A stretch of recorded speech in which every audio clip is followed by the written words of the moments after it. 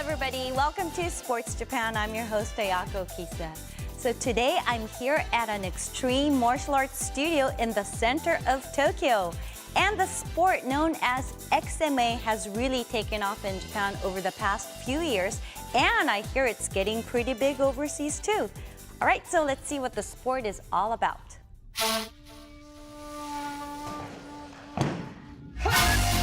Extreme martial arts, or XMA, is a fusion of martial arts techniques with gymnastics tumbling.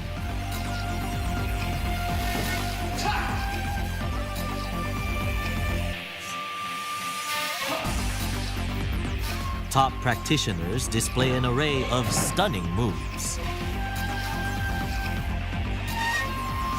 Routines include sequences of punches and kicks delivered with incredible speed. XMA is designed for maximum entertainment. Originally from America, it's now getting big in Japan.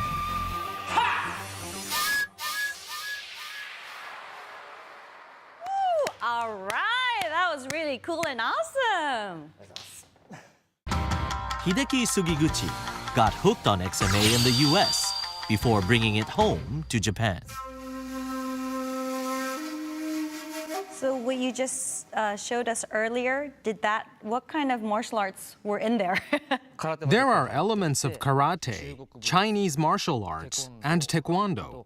These are combined with acrobatics, capoeira, and ordinary gymnastics.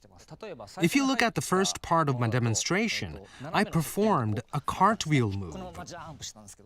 This is from capoeira, a Brazilian martial art. Kicks from the Korean martial art of taekwondo are also incorporated into XMA. Routines include gymnastic tumbling skills too. This lateral roll originates in Chinese martial arts. Then there are karate kicks and punches. In all, Sugiguchi's sequence combines 5 different disciplines. So what's the basic rule in XMA? Making sure the audience enjoy themselves as much as possible is what XMA is all about. It isn't designed for fighting an actual opponent. XMA is a non-violent, performance-based sport. Creating entertainment and excitement is paramount. At Sugiguchi's Tokyo studio, training starts by familiarizing students with the movements of the various disciplines.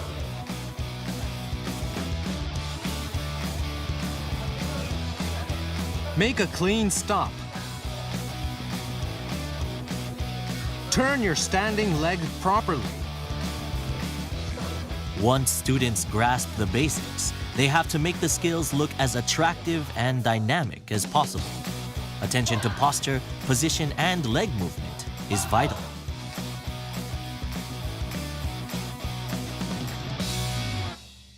Rather than extending your trunk and having your arms and legs look short, it looks better if your limbs look longer. But that's not the only focus. You also need to be strong and look like your punches would hurt if they landed. That's in the spirit of martial arts. It naturally looks better if you're convincing. The All Japan Extreme Martial Arts Tricking Competition is held once a year. Competition is divided into 4 categories, including routines performed to music and those performed with weapons.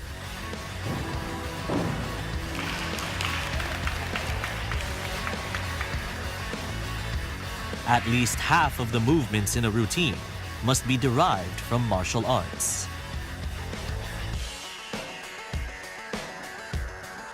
Combined with tumbling and acrobatic elements, the whole performance must last more than 45 seconds. 3 judges assess each competitor.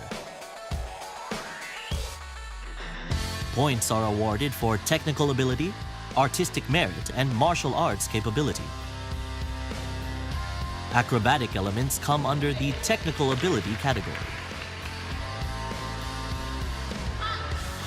Good marks are awarded for things such as good tumbling height and the number of rotations. But it's combinations that are prioritized when awarding points.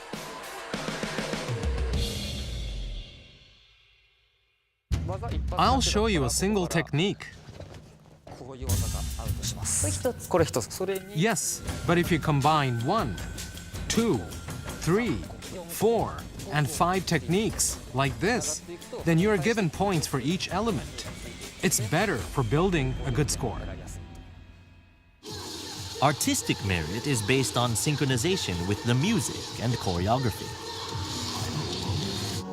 Finally, there's martial arts capability. Here, the judges assess whether the basic martial arts elements are being performed correctly with the right speed and power. Martial arts capability is where the biggest differences in scores emerge. Having some martial arts experience is always beneficial. These are the punches and kicks of a skilled karate practitioner. When compared with a competitor with limited martial arts experience, the difference in power and speed is obvious.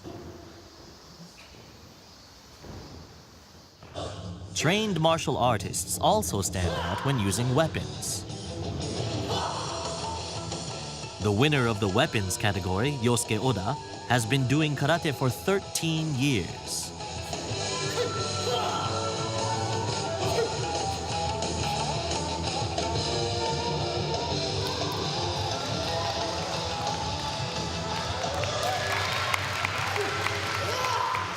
Yosuke controls the weapons as if they were part of his own body, demonstrating clearly defined techniques full of energy and dynamism.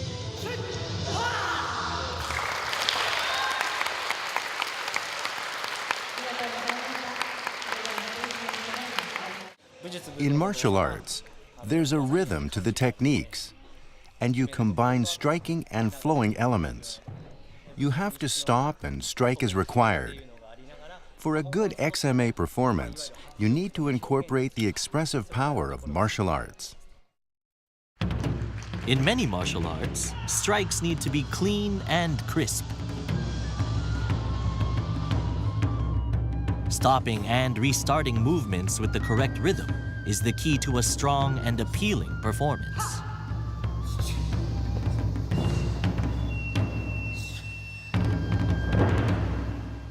So is that really difficult to do?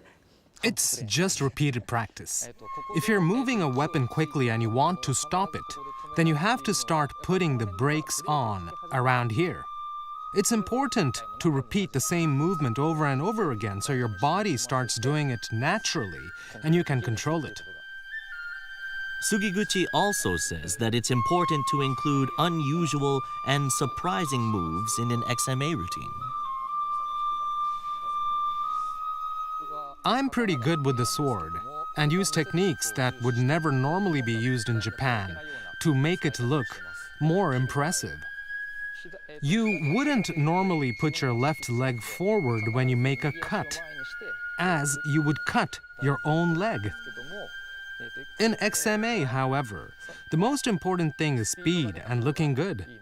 So we sometimes use a sideways stance and make repeated swipes like this. It's not a standard Japanese sword technique. XMA allows limitless expressive possibilities since it isn't bound by traditional rules. Being able to create unique, individual performances is what draws many to the sport. One style close to XMA is tricking. Tricking battles are becoming more and more popular. XMA is grounded in martial arts, but it's developed to bring in limitless moves and techniques. We call them tricks. Some young people, called trickers, practice tricks only and have tricking battles. Trickers never miss a chance to show off their skills in a tricking battle.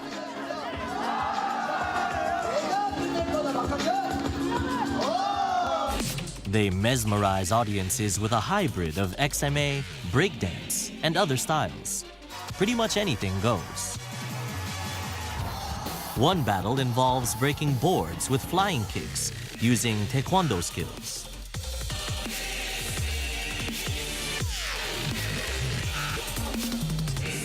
These remarkable performances and feats of athleticism are becoming more and more hip with young people all over the planet.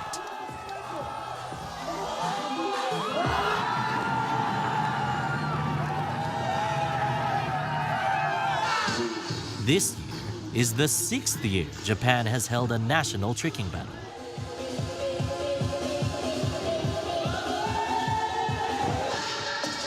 More Japanese youngsters are taking tricking up, and the quality is getting better all the time. The winner is the tricker who can outshine the others with the most outrageous techniques.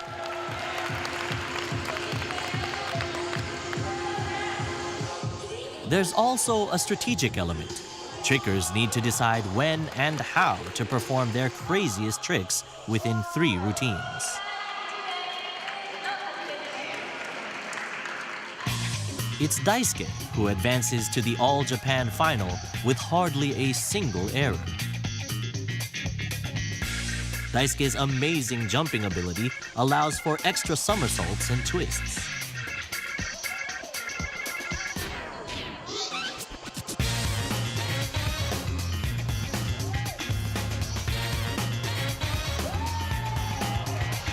He shines in the final, winning the tournament for the first time ever.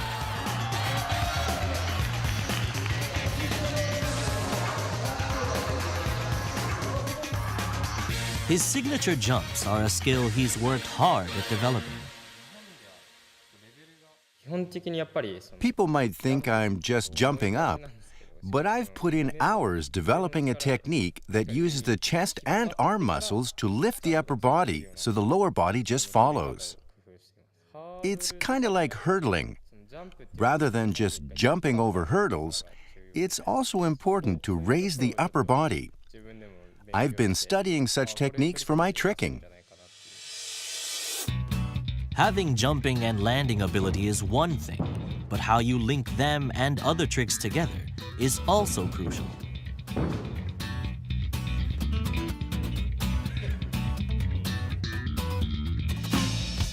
One of Daisuke's favorite techniques is the swing through, an off-center somersault ending in a one-footed landing, followed immediately by a one-footed takeoff.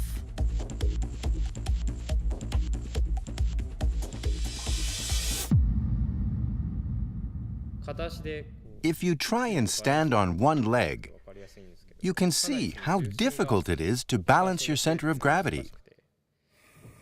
In a sequence, using a single-footed landing makes a huge difference to the overall level of difficulty.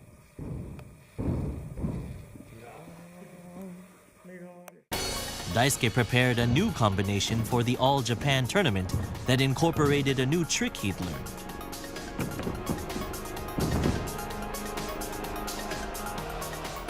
The backside 1260. The backside 1260 requires a jump to the side, followed by 2 lateral rotations and a kick with the right leg. It has the highest difficulty ranking. Daisuke built a combination that included it twice during the course of his routine. I knew that if I could pull off a combination with my new trick, there would be nobody else who could throw it back at me. I was sure I could win if I could nail it perfectly. In the final, Daisuke wanted to time the unleashing of his secret weapon just right.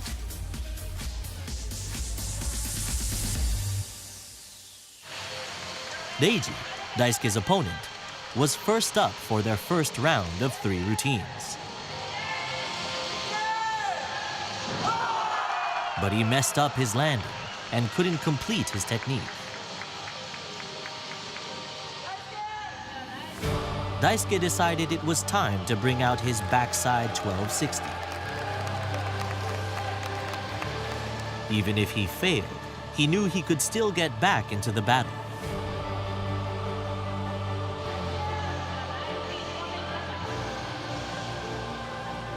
Daisuke delivered his new trick perfectly. Building momentum, he went again. なんとかできてくれと思いながらやってましたね。His prayers are answered, and he nails it once more. Daisuke became the first and only Japanese tricker to complete 2 backside 1260s in a single routine. 勝ったと思いましたね。Daisuke impresses with combination after combination.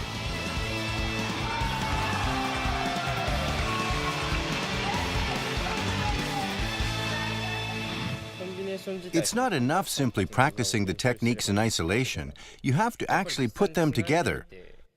For example, you need to see how your center of gravity leans in a specific direction if you do a certain technique, and then how to go back the other way. This is the kind of thing that I'm always looking into. I think that gives me an advantage over everyone else. Daisuke is always working on new tricks. He hopes his innovations can help communicate tricking's appeal to a wider audience. I love tricking because I found something, aside from dance, that combines individual expression with acrobatic skills. I want to let as many people as possible know about the benefits of tricking and show them things that you can't find in other sports. XMA is winning a lot of attention as a highly skilled and entertaining sport. And kids who've learned XMA are starting to get into the tricking battle scene.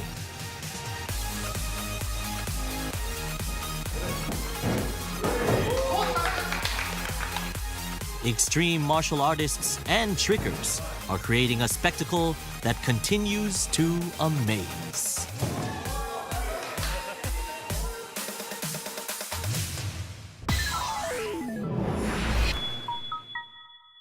So I hope everybody enjoyed our show today. And wasn't the extreme martial arts we saw earlier really awesome? And I think the sport well suits the Japanese people because we've all learned gymnastics or martial arts at some point in our lives. And I hope the XMA will keep spreading and growing. So thank everybody for watching Sports Japan, and we'll see you next time.